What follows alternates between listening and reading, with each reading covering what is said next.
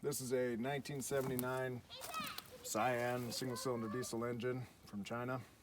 It was kind of my typical deal. Wasn't running. It was full of water, so full of rust. The injector pump was the source this time. The valves got it a little bit, and they were pitted, and they were pretty bad. But the fuel tank was full of water and had rusted, which got down into the injector pump and seized the pump in the off position.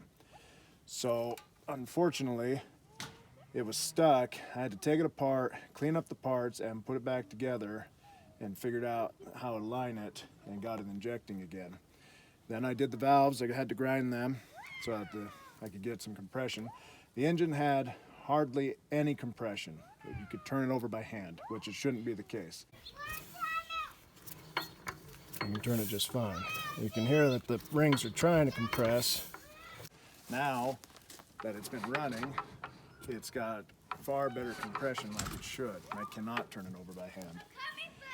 One thing about it, what I decided to do, just put another engine on it with a belt and have it turn and open up the rings, get them to start seating again.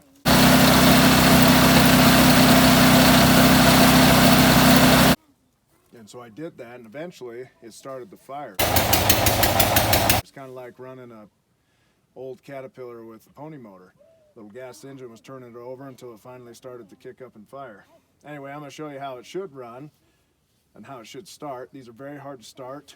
There's a lot of people who've got videos on them where they're using fire to start them. It's kind of fun. And I did the same, and it worked.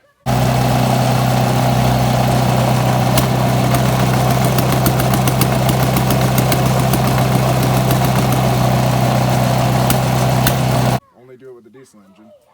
Anyway, I'm going to crank it up. First things first, you crank on your fuel, or else you'll be cranking all day. Put in the crank, open your compression release, start getting it up to speed. Once it gets up to speed, you release the compression release and